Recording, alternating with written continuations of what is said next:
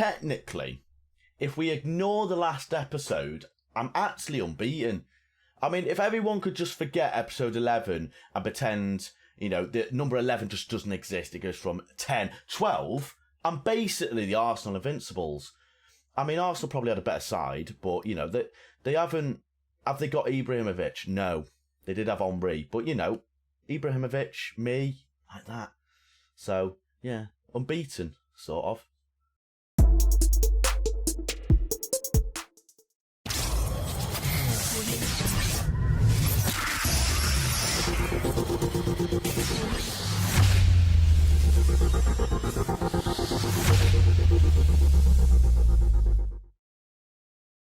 Welcome back, ladies and gentlemen, to a brand new episode here with AC Milan. And as you could probably hear through the introduction, we are currently unbeaten, sort of.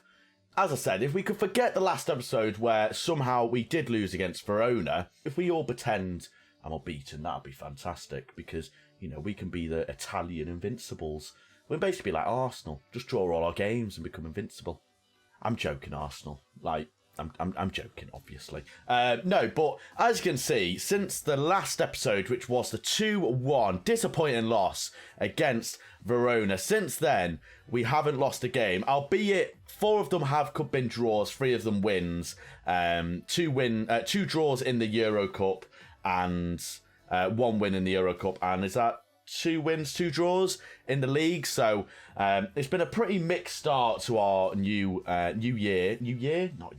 season here in Milan, and it has left us in a little bit of a predicament of currently being in 9th, which isn't great. However, we aren't too far away. Obviously, if we beat the team that we have today, which is Spal, who are currently in 19th, we haven't actually won a game, but we all know that doesn't really mean anything when I'm in charge. So, I could potentially lose us about 4-0 for all I know. So, as I said, we are currently in 9th. We do need to get some more wins on the board if we do want to start challenging Cagliari.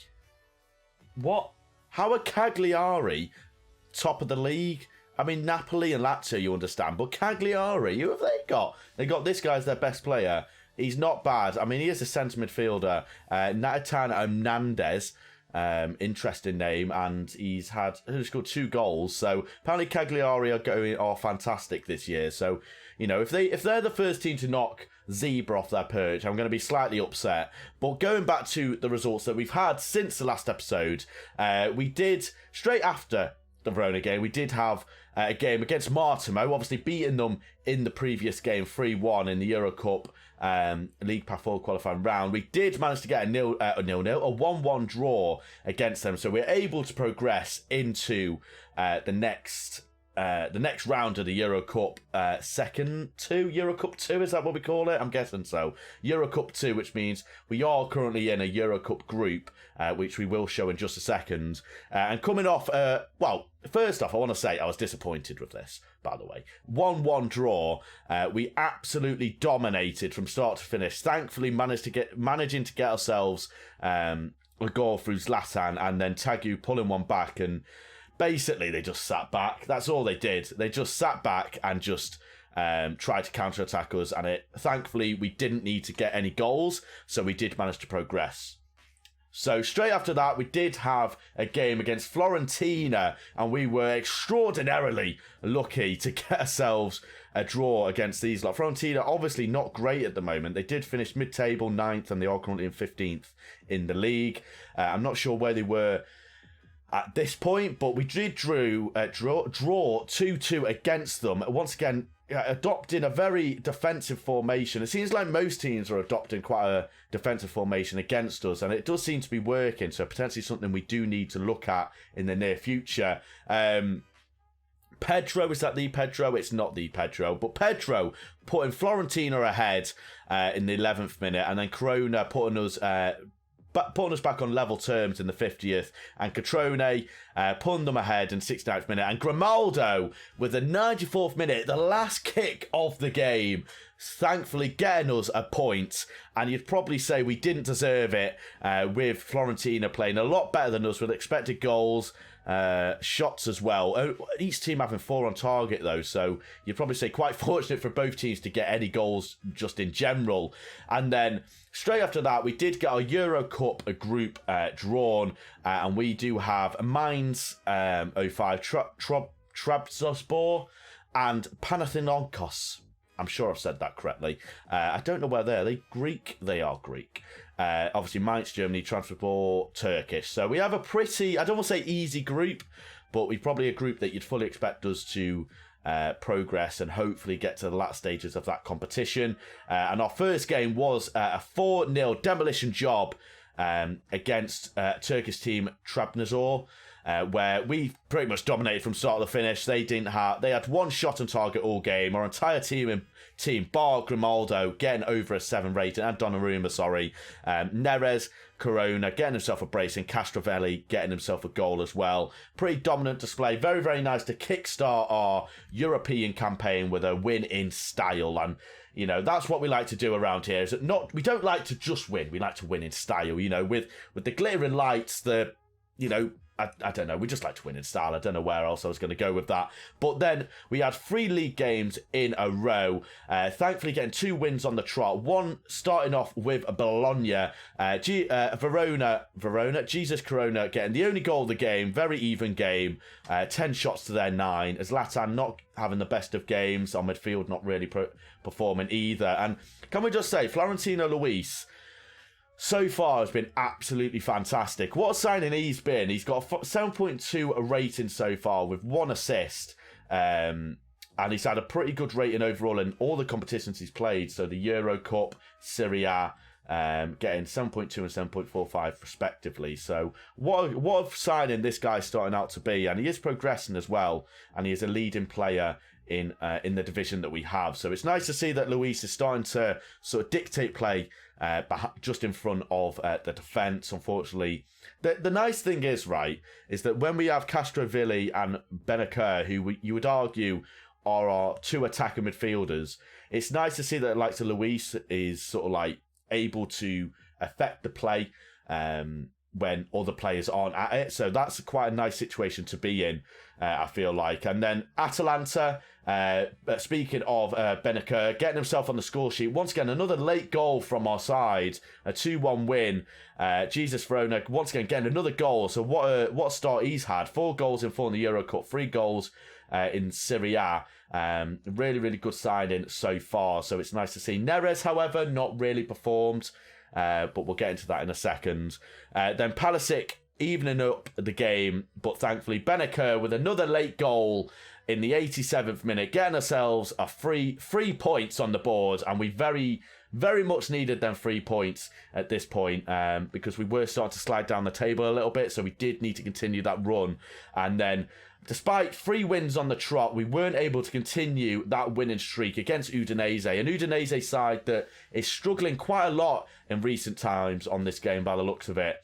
Currently in 13th, so once again, another game you'd expect us to win, right? But no, we didn't do that. 0-0, sorry, and a very boring game. No one performed. Luis, once again, getting himself a 7.3 rating, and the defence getting the 7.4s, 7.6 as well. Just no chances this game, as you can tell from the expected goals. Literally nothing. Not a sausage, not a bloody sausage roll in sight for any team here. 4 shots, 5 shots, 3 shots on target overall. A very boring game. But you can't complain with a point, right? If you can't win, it's always nice to at least get a point on the board. And then we had a Euro Cup game against Mainz 05. I'm not sure how they're doing in the Bundesliga. They are currently in 12th. So having a pretty, what can only be described as a poor season so far. Unfortunately, we weren't able to capitalise on that, and we were only able to get a 1-1 draw. You'd probably say Mainz were probably the better of the side in terms of the expected goals. Same shots on same shots overall from both sides. Very even shots on goal. That both sides had the same amount of shots. English is hard nowadays. English is hard. I haven't been in school for 7 years, and I apparently can't speak English that well anymore. Who would have thought it? No, but thankfully we did manage to get another point, which, as I said, if you can't win, it's not always nice to get a good point. But as I said before, that's left us in 9th position, which isn't great. And against the Spal side that are in the relegation zone at the moment, their best player is Gabriel Strefeza, a winger. Looks like they're probably going to play a 4-4-2 based on how good this player is on the right-hand side, the right mid position. They did get promoted from Serie B, so you'd fully expect us to get a good result against these boys. And in terms of the tactics, we're sticking with the same tactic. So we're going to this game with a pretty full-strength side. All of our signings are in the squad for today's game. Zlatan is still on the transfer list, only for 1.1 million. No one wants Zlatan. He's 40 years old. He should be in a retirement home for footballers, and no one wants him. I mean, the wages he's on for 40-year-old is absolutely like bonkers. He's only scored 1 in 5 and a 6.5 rating. I mean, based on that, I probably am going to replace him for today's game. I'm going to put Rebic in, I think, who has he started this year? He's come off the bench quite a lot. So we'll try and get Rebic to start scoring so we can keep him in the side over Zlatan, because we haven't really got an out-and-out goal scorer. But then again, we do have quite a bit of money to spend in January if we are really struggling for goals. So that is potentially something we can look at. However, other than Ibra, it's a pretty full-strength side that we're going to go with. Back four of Grimaldo, Anderson, Christensen and Calabria.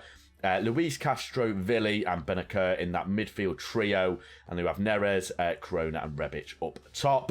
I have changed the tactics a little bit. I am trying to get Castro, Villi onto the ball a little bit more, because the attributes that he has, the dribbling, the off ball, the flair, I feel like he's much more effective when he's given the roam from position and dribble more specific instructions, because the attributes he has should benefit from these individual instructions being on him. So we'll have to see how that gets on in today's game.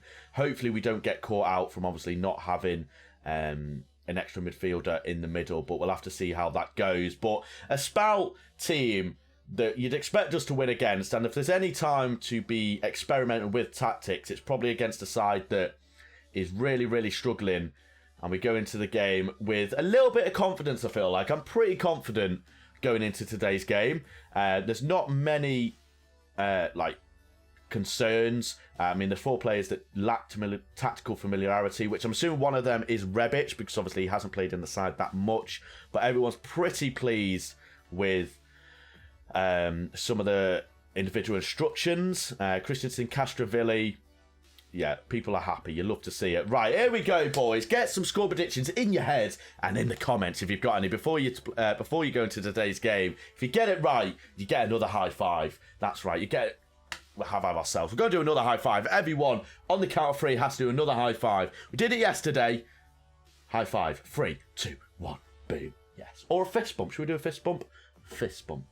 Yes. We're all friends around here. Right. Hands together. We're favourites for a reason. Put the pressure on the boys, I feel like. I have... What? Whoa. Do I have to click these? Oh, for God's sake. Do I have to click them all individually? Oh, that's a nightmare. I mean, that is a little bit annoying. As if I have to click them individually. Make a difference. I mean, Castrovilli's demotivated. Luis and Calabria are all happy. And Corona is looking complacent. Oh, God. Right. Let's go, boys. Here we go. Get the press out of my face. The pressure's on. They've got Martin Skirtle on the bench. We should be winning this. And once again, the arrow formation is out in force. Blimey. Right. Here we go, boys. Let's go. Right, there's a very early chance, 40 seconds in, and this chance looks like it's going to be going for us, potentially. Tecatito, Calabria.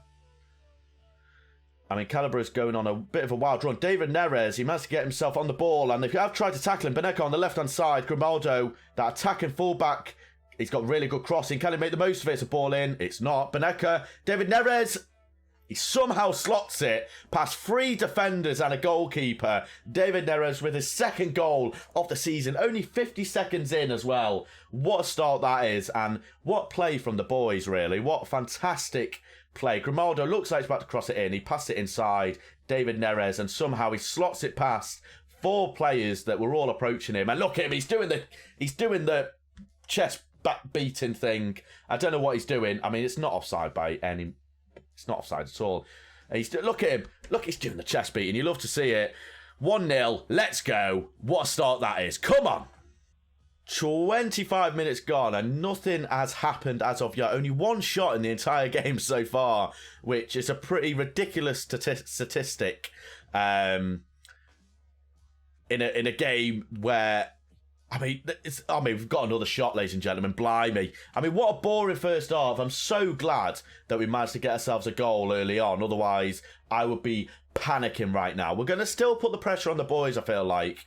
You weren't that bad, but I believe you can still improve. I have faith in you. I do have faith in them. Rebic hasn't really impacted the game the way I would like. Do I risk it by going positive? I think I might risk it by going positive. Try and get ourselves another goal, because all it takes is obviously for Spal to get a set piece, and if they get a goal, this is going to be a very difficult game to break these lot down, because they are very defensive. However, they are going to have to go a little bit more attacking by the looks of it, and this is what concerns me, is that a penalty or something. But it looks like we are on the counter-attack here. Benaker has got himself on the ball. I've criticised Rebic. Can he get himself on it? It's not Benaker.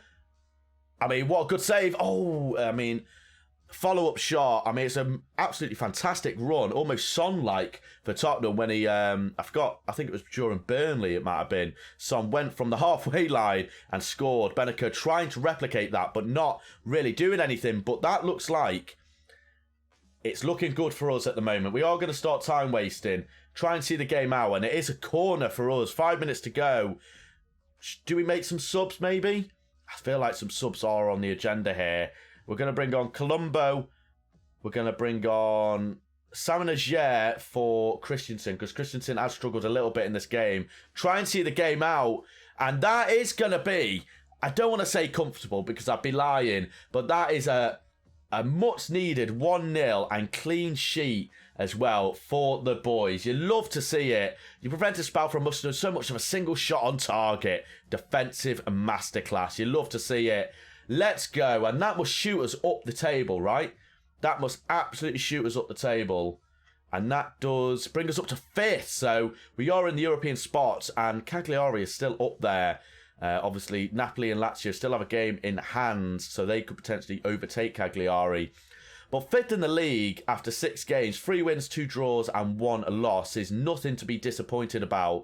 I'm so glad we were able to avoid defeat there. And can we do a team meeting? Potentially. Let's see if we can do a team meeting. No one cares. All that was so anticlimactic.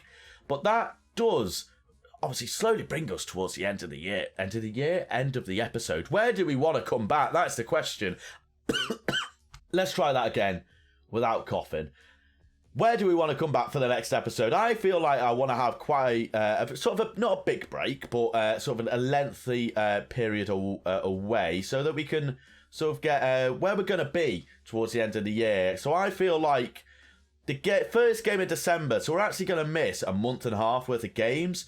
But I think the Benevito game, or do we play a Euro Cup night? I think we do. I think we play Mainz 05 in the Euro Cup Group C game in just over a month and a half time, and it's a massive break, so there'll be a lot of games to cover come into the next episode. But I feel like, a big gap isn't necessarily a bad thing, and we can see where we are going to be towards the end of the year with that many games done and dusted. So yeah, that is going to bring us to the end of the episode, and now you're about to see my mug in full screen. Here's my mug in full screen. Damn right, you're all terrified of it.